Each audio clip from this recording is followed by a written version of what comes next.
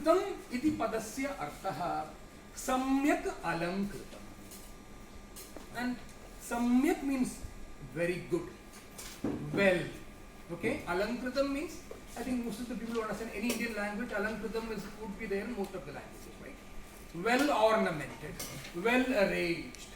That is what samyak alankritam means. Some books they also write samyak kritam. Samyak kritam, samyak alankritam. That is what is well organized. The whole language is so well organized. The whole language is so well structured. The whole language is so well ornamented, and that is what is Sanskrit. And the beauty of this language is, it also ornaments the people who are studying it. Okay, so when you start learning Sanskrit, you will also feel that it is like an ornament for yourself. Not that one thing can, like the Kavaja Kundal, you can't show it off, but it is an ornament to yourself. And of course, there are great people who have ornamented Sanskritam itself, the language itself, like Vyasa Muni and Kavi Kalidasa, through their works have also ornamented Sanskrit. And Sanskritam as a language is so well arranged and organized that it ornaments the learner.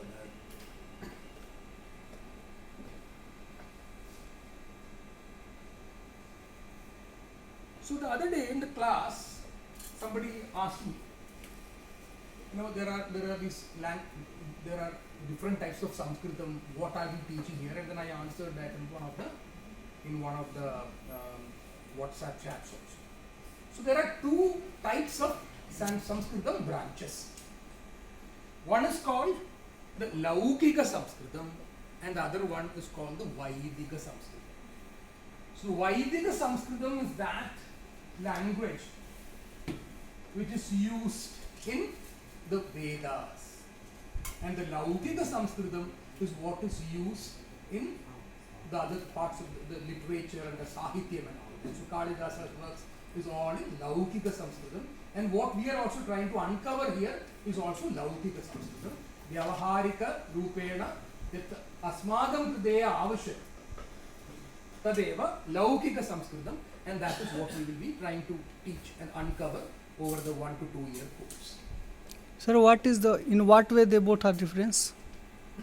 There are a lot of different ways. Om Bhur Bhuva Swaha Tat Savitur Varenam and all that is not normal Vyavaharika language, and there are certain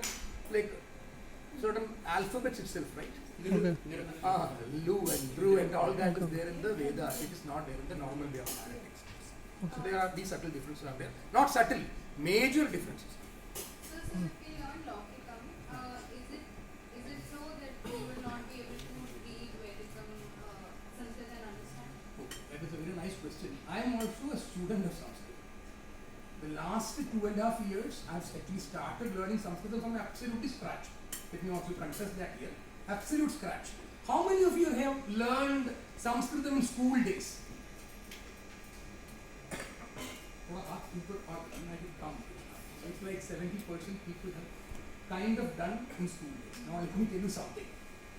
I have had people with me who have learned in school days also, and around my age they started learning Sanskrit. So what I have seen is, you come with a blank mind, your adoption of the language is much faster. So if you have learned all the vibhaktis and you know quite a lot of Sanskrit already, always you are in the questioning mode. This is what I have learned. But what are you teaching? Understand, right?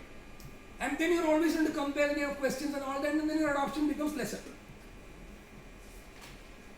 So in one way, your past, if it clings on to you, it is an interference in learning.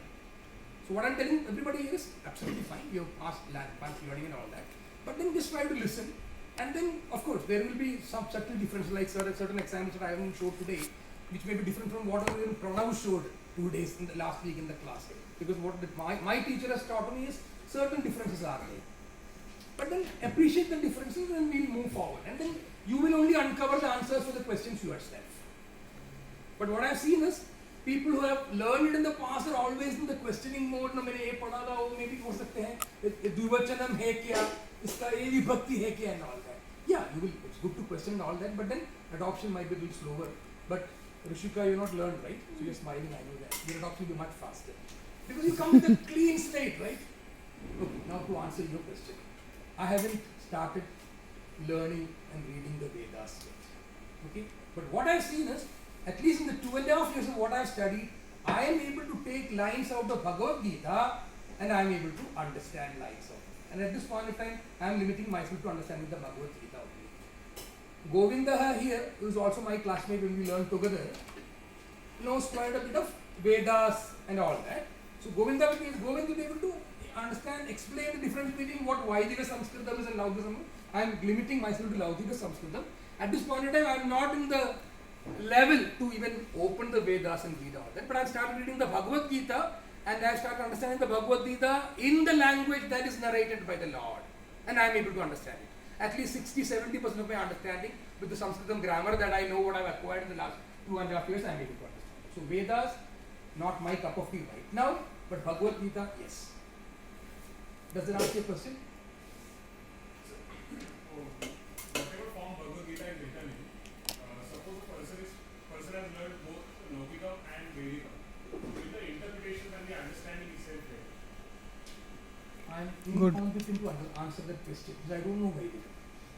That's the answer for that. I am able to understand the Bhagavad Gita in the way earlier I was reading it in Sanskrit and understanding in English. I am better off now. I am able to understand the nuances of the language, the grammatical beauty, the syntax and the semantics. I am able to understand in a much better way. Why is it like this? I am able to remember slokas now because earlier I was not able to remember slokas because I don't understand the meaning of it, right? Ananya chintayanto mam yejana upasyate muktanam yogakshemam vahamyaham. What is yogakshemam? Is a line in the Bhagavad Gita. I just took one of them, whatever I remember right now. Yogakshemam vahamyaham. How many of you have heard this line? Yogakshemam vahamyaham. Where have you seen it? Okay. So LIC's logo is Yogakshemam vahamyaham. What does it mean? Yoga. It means your welfare. Kshemam, yogam, kshemam and all that. Vahami. Vahami means I will bear it. Aham. Who will bear it? The Lord will bear it. LIC is saying they will bear it. But just imagine the slogan and the Aptavakyam and its beauty behind it. And it is not just LIC. Hundreds of institutions across the country, not only in India, in some subcontinent of India, Thailand, Bhutan, Burma, Bangladesh, not Bangladesh, Thailand, Indonesia. They have many of the Malaysia, Bali, yeah, Indonesia.